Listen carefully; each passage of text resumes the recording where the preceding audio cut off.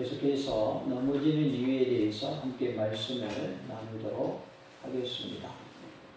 넘어지는 사람이 있을 때 옆에서 잡아주면 넘어져요, 안 넘어져요? 안 넘어지죠?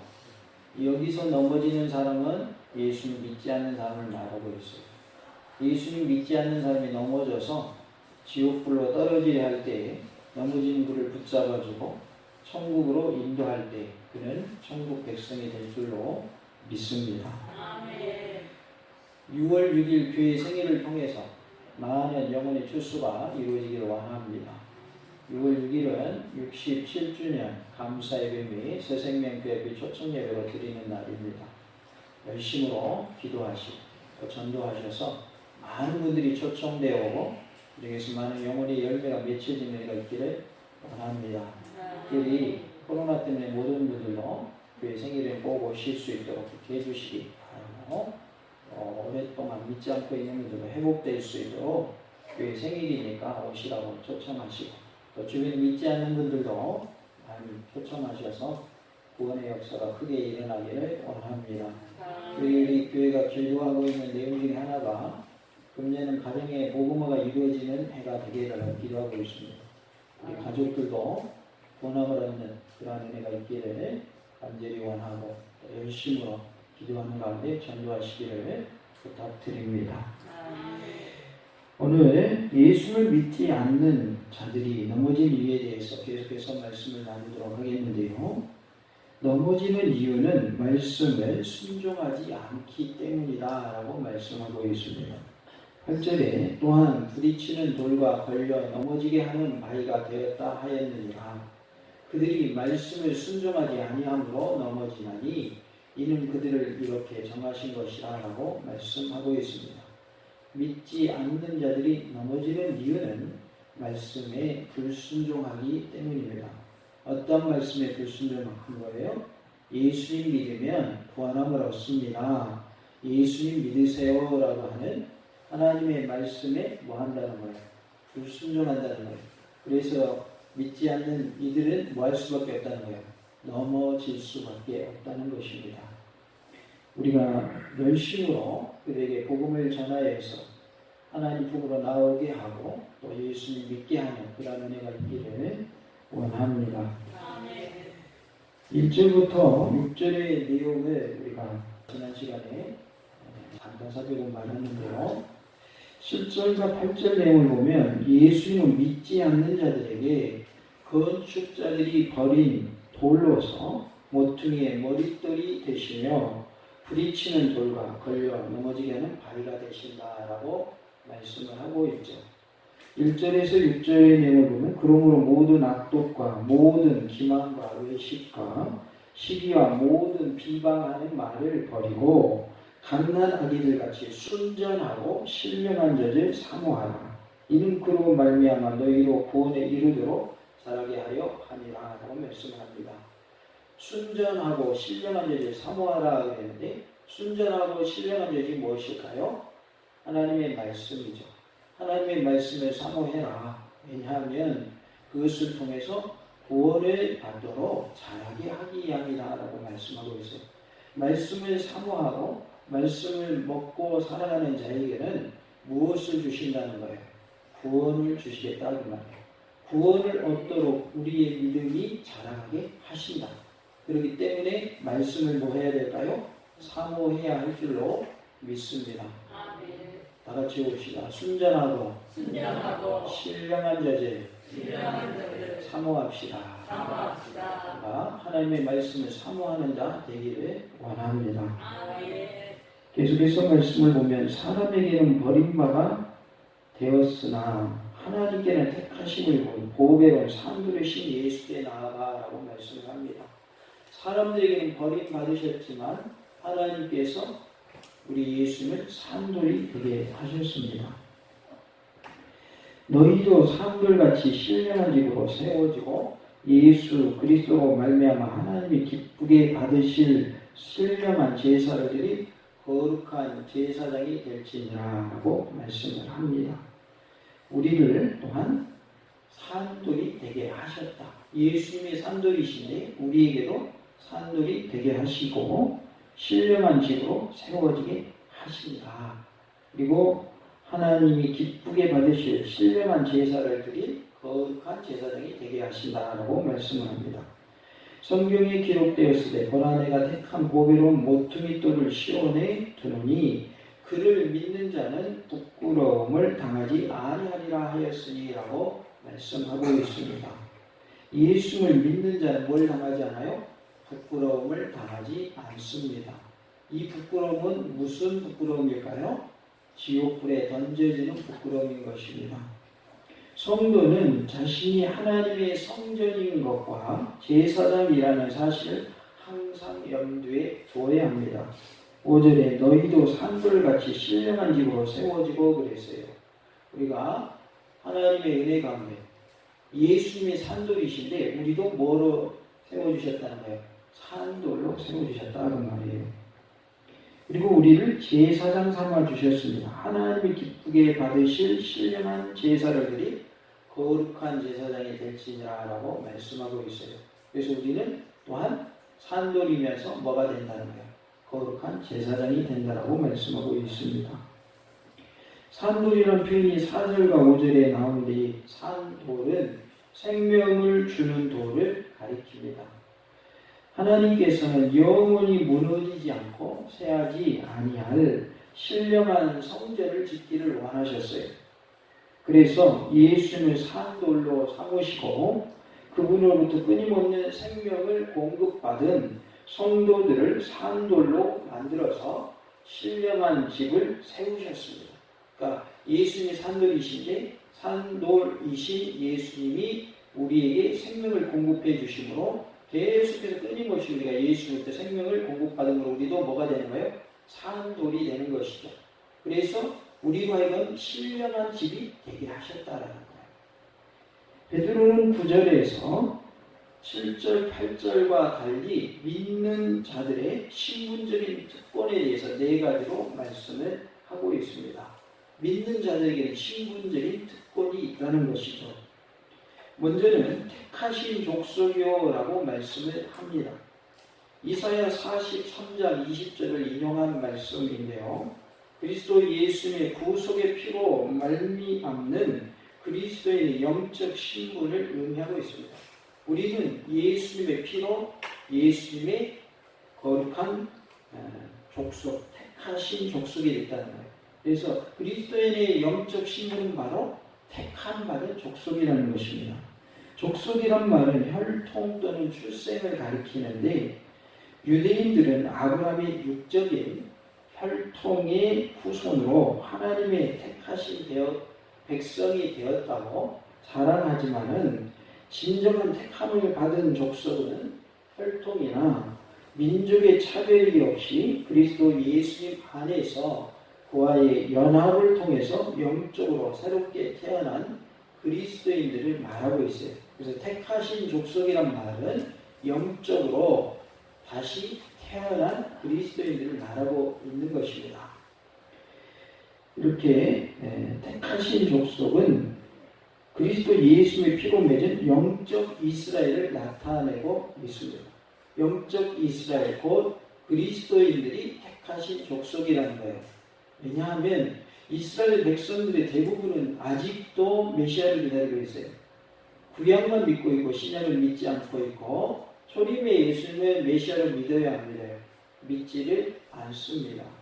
그래서 택하신 족속은 누가 되고 있어요? 지금 예수를 믿고 있는 그리스도인들이 택하신 족속이 되고 있는 것이죠. 주님이 오시기 전에는 이스라엘 백성들도 회개하고 돌이키는 은혜가 임한다고 했지만은 지금 현재는 이 택하신 족속의 은혜가 누구에게 임하고 있다? 예수를 믿고 있는 그리스도인들에게 임하고 있다. 그 가운데는 이스라엘 백성 중에서도 예수 믿는 사람이 있겠죠. 그래서 예수를 믿는 그리스도인들이 택하신 족속이라는 거예요. 왕같은 제사장들이요 라고 계속해서 말씀을 합니다. 출애굽기 19장 6절을 인용했는데요. 왕같은 제사장에 대해서 여러 가지로 해석을 할 수가 있습니다. 첫 번째는 왕정의 제사장이다라는 뜻을 가지고 있는데 곧 왕에 속하여서 왕을 섬기는 제사장을 말합니다. 즉 왕을 위한 봉사자가 되고 왕의 소유가 되는 것을 말하고 있어요. 이사야 61장 6절에 오직 너희는 여호와의 제사장이라 일컬음을 받을 것이라. 사람들이 너희를 우리 하나님의 봉사자라 할 것이며 너희가 이방 나라들의 재물을 먹으며 그들의 영광을 얻어 자랑할 것이니라 라고 말씀하고 있습니다. 하나님의 봉사자가 되고 또 하나님의 제사장이 된다라고 말씀을 하면서 왕의 소유가 된다라고 말씀을 하죠. 우리의 왕은 누구실까요? 하나님이시죠. 그래서 우리는 누구의 소유예요? 하나님의 소유인 줄로 믿습니다. 내 몸이니까 내 것인 것 같지만 사실 누구 거예요? 하나님 겁니다. 그래서 내 몸을 거룩하게 해야 하는 거예요. 함부로 하면 안 되는 거죠. 내 몸이 누구 거니까? 하나님 거니까. 내 몸은 하나님의 소유입니다. 내 자녀도 누구의 소유예요? 하나님의 소유입니다. 내가 가지고 있는 물질도 누구 소유예요? 하나님 소유예요. 목사님, 내가 돈 벌어서 내가 돈 가지고 있는데 그게 무슨 하나님 거다. 내 거지. 하나님이 내게 맡겨주신 거예요. 나는 청지기일 뿐인 거예요. 관리인일 뿐인 거예요. 주인은 하나님이셔요. 우리가 가지고 있는 물질을 가지고 하나님이 기뻐하신 일 많이 하시기 바랍니다. 남겨가지고 자손들에게 자녀들에게 물려주려고 하지 마시고요. 있을 때의 선한 일에 많이 사용하세요. 선교하는 일에, 구제하는 일에, 베푸는 일에 쓰시기 바랍니다. 내가 그거 남겨놓는다고 내 것 돼요? 안 돼요? 내 것 안 됩니다. 남겨놔야 자녀들 것밖에 안 돼요. 그렇기 때문에 우리가 하나님께 드릴 수 있어야 돼요. 또 사람들에게 베풀 수 있어야 돼요. 많은 것을 가지고 있다고 해서 그게 좋은 게 아니라 가진 것을 가지고 베푸는 것이 좋은 겁니다. 부자로 사는 게 중요한 게 아니라 부자이면 뭐 하라고 부자 되게 하셨다고요? 베풀라고 부자 되게 하신 거예요. 하나님 기뻐하신 일 많이 하라고, 하나님의 일 하라고, 선교하고 구제하고 전도하는 일에 쓰라고 물질을 주신 거예요. 쌓아도 봐야 아무 소용없어요. 어떤 분은 돈을 모아놓고 아파도 병원 안 가시는 분이 있어요. 그럴 때 써야죠. 언제 써야 돼요? 아플 때 써야죠. 끝까지 돈 안 끼고 병원 안 가시는 분이 있어요. 그건 잘하는 게 아니고요. 지혜가 없는 겁니다. 돈을 모아서 그 돈 가지고 아플 때 치료하는 데 써야 될 거 아니에요. 그죠? 그리고 내 자녀가 힘들어요. 그럼 내가 물질이 있어요. 자녀를 뭐 하는데 써야 돼, 그 물질을. 돕는 일에 써야 되죠. 근데 지금 말씀드린 부분, 제가 말씀 안 해도 다 잘하고 계세요. 왜? 내 자녀가 어려우면 돕는 게 부모의 신념이 맞기 때문에. 부모의 마음, 자녀를 도와주고 싶은 게 부모의 마음이기 때문에 그거 하라고 안 해도 알아서 잘하고 계셔요. 그렇죠? 잘하고 계신 줄 믿습니다. 자녀가 어려울 때 도와줄 줄 아는 것이 당연한 거죠. 그리고 명절 때는 자녀들이 빈손 왔다가 바리바리 싸가잖아요. 왜? 부모님이 싸주잖아요. 가져가라. 이 부모의 마음이거든요. 하나님께도 마음껏 드릴 수 있는 믿음이 돼야 돼요. 내게 주신 것을 가지고 하나님의 선한 일에 마음껏 그것을 사용하는 것이 우리가 해야 될 일인 줄 믿습니다. 우리는 왕 같은 제사장이라고 했고 하나님의 봉사자라고 했습니다. 여호와의 제사장이며 또 우리는 하나님의 소유이다.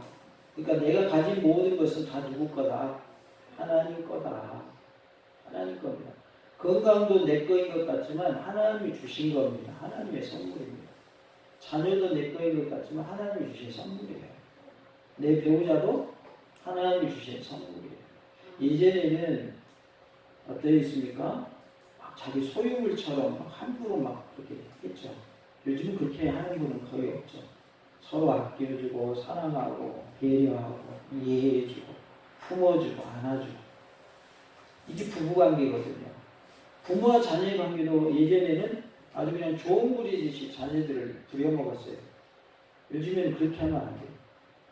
어떻게 해요? 옆집에서 신고하면 자녀가 돼요. 자녀가 내 종이 아닌 거예요. 내 자녀로서 내가 귀하게 여겨야 될 존재이지 함부로 해도 되는 존재가 아니라는 말이죠. 하나님의 소유인 것은 나 자신도 하나님의 소유고 또 우리의 자녀들도 나의 소유가 아닌 하나님의 소유이고 내게 주신 물질도 부와 명예도 다 하나님이 주신 것이기 때문에 내 것이 아니라는 것. 그래서 하나님이 주신 것을 가지고 하나님이 기뻐하시는 모습으로 잘 사용하시기를 원합니다.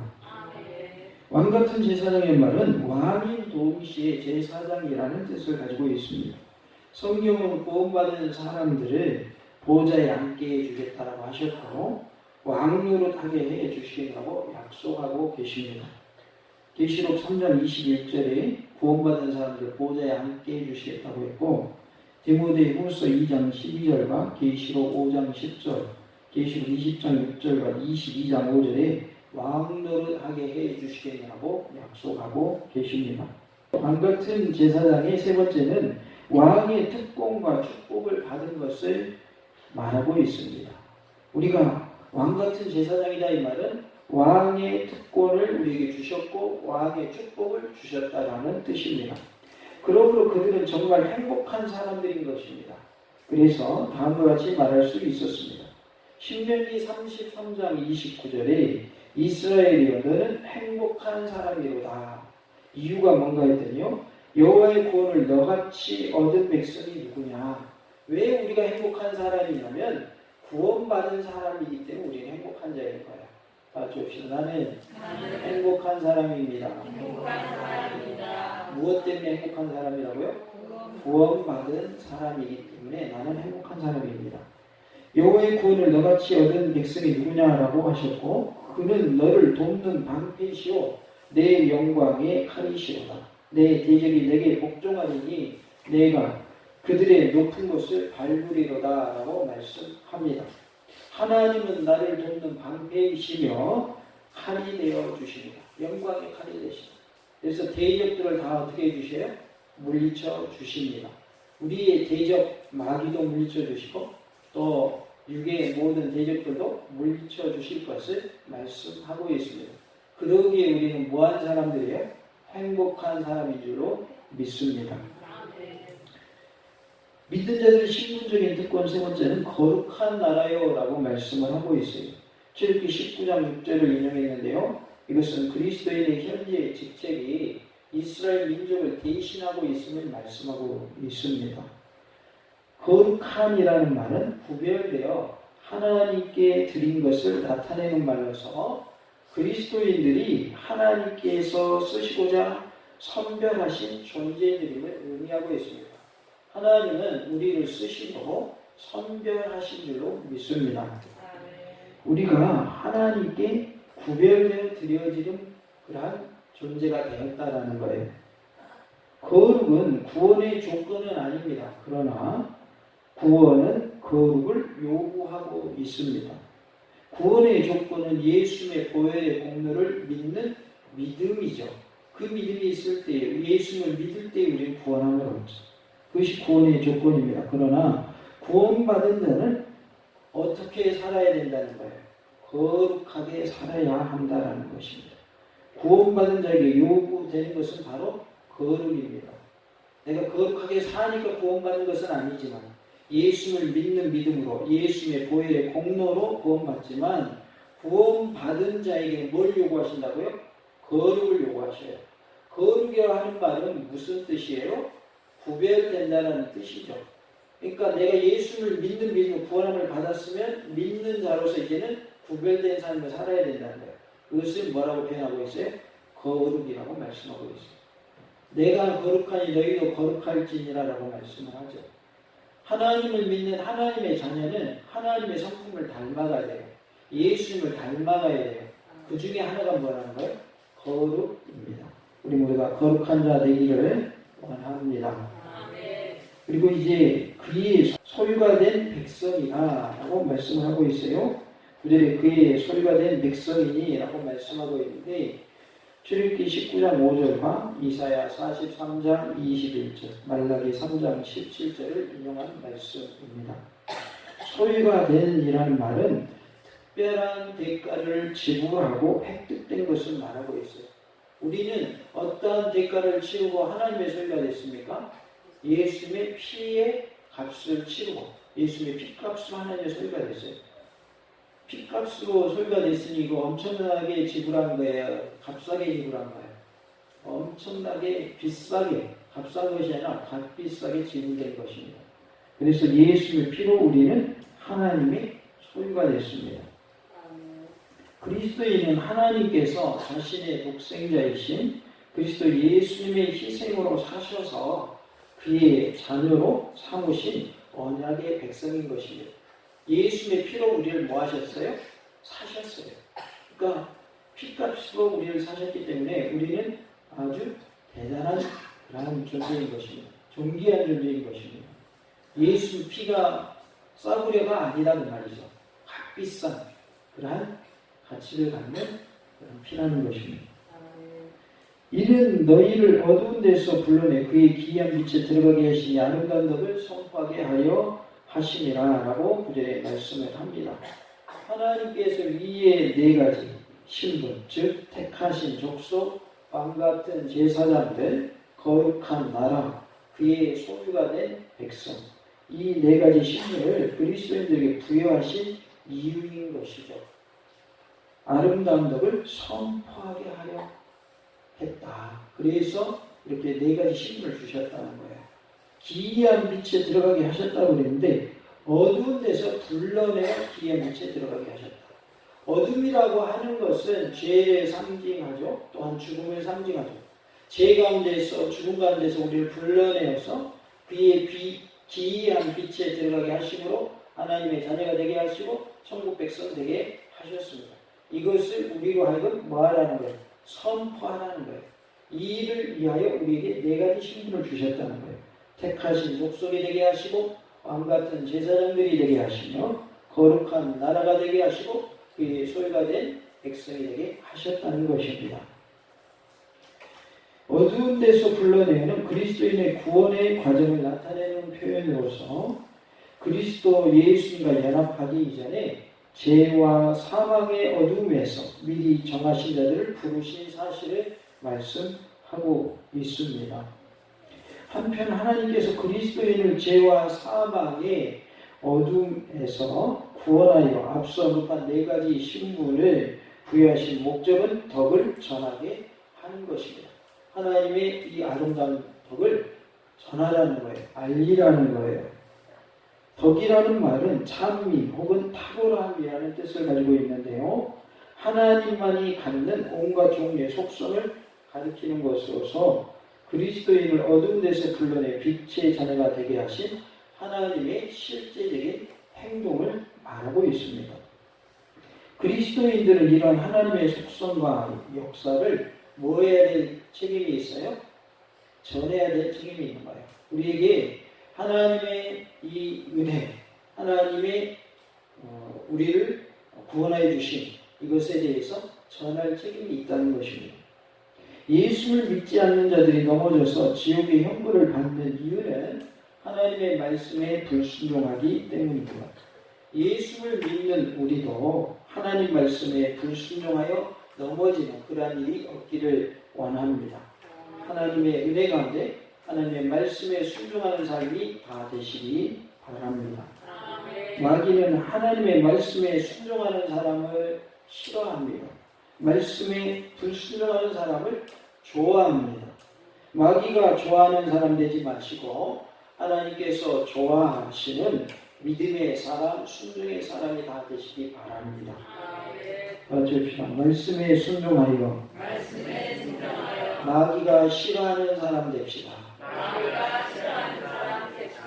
우리가 말씀에 순종하면 마귀가 싫어합니다. 그러기 우리는 말씀에 순종하여 마귀가 싫어하는 사람이 되어야 합니다. 줍니다. 말씀에 순종하여 하나님께서 좋아하시는 사람 됩시다. 말씀에 순종하면 누가 좋아하십니까? 하나님께서 좋아하십니다. 그래서 우리는 말씀에 순종하여 하나님께서 좋아하시는 사람이 되어야 할 줄로 믿습니다. 하나님이 싫어하시는 사람 되는 방법은 뭐 하면 돼요? 말씀에 불순종하면 돼요. 그러나 그건 좋은 일이에요? 나쁜 일이에요? 아니죠. 하나님이 싫어하시는 사람 되는 게 좋은 일은 아니죠. 그러니까 말씀에 우리는 순종해야 하나님이 좋아하시는 사람 될 수 있어요. 불순종하게 되면 마귀가 좋아한단 말이에요. 그러니까 마귀가 좋아하는 일을 해야 돼요? 하지 말아야 돼요? 하지 말아야 돼요. 한번 줍시다. 하나님 말씀에 순종합시다. 하나님 말씀에 순종할 때 하나님 기뻐하시고 하나님 좋아하시는 거예요. 그러나 하나님이 싫어하시는 행동을 하나님이 싫어하셔요. 나를 싫어하신다고. 하나님이 기뻐하시는 삶이 다 되시기 바랍니다. 우리가 가시에다가 깃발질하면 찔려요, 안 찔려요? 찔리죠. 찔리면 하나도 안 아플까요? 엄청나게 아플까요? 아프죠. 그것도 발길질을 세게 해요, 가시에다가. 엄청 아파요. 피도 철철 나옵니다. 우리가 하나님의 말씀에 불순종하는 게 가시에다가 내 발을 깃발질하는 똑같은 거예요. 하나님의 말씀에 불순종하면 마귀는 너무 좋아해요. 왜? 내가 가시에다가 발길질해가 피가 철철 나오거든요. 그러니까 마귀는 좋아해요. 근데 하나님은 눈물을 흘리시고 슬퍼하시고 나를 근심하시고 왜? 말씀에 순종하지 않습니까? 우리가 말씀에 순종하는 은혜가 있기를 원합니다. 믿지 않는 자들이 넘어지는 이유는 예수님 믿어라 그러면 너와 내게 구원을 받으리라 라고 하신 말씀에 불순종하기 때문입니다. 믿지 않는 그들이 하나님 말씀에 순종하여서 예수를 믿게 함으로 구원의 복을 누리게 하는 그러한 은혜가 우리 모두에게 있기를 원합니다. 하나님이 우리를 사랑하셔서 말씀에 순종하게 하심으로 예수님 믿게 하셨습니다. 이제는 믿는 자로서 하나님이 복음을 전하라고 또한 우리에게 말씀하고 계십니다. 복음을 전하는 것도 말씀에 뭐하는 것이 되는 거예요? 순종하는 것이 되는 것입니다. 복음을 전하는 일을 통하여 하나님의 말씀에 불순종하여서 예수님 거부하고 예수님 영접하기를 거절하여서 믿지 않고 넘어져가고 있고 죽어가고 있는 영혼들 그들을 우리가 살려내야 합니다. 넘어지는 자가 있을 때 옆에서 붙잡아주면 넘어지지 않는다고 그랬죠. 지옥불로 넘어지고 있는 그들을 우리가 붙잡아야 돼요. 그리고 천국으로 인도해야 된다는 말이에요. 그래서 우리 모두가 죽어가는 영혼들을 살려내고 넘어지는 자들을 넘어지지 않도록 붙잡아주고 일으켜 세우는 일에 크게 쓰임받는 은혜가 우리 모두에게 있기를 간절히 원합니다. 다시 한번 해봅시다. 하나님 말씀에 순종합시다. 할렐루야.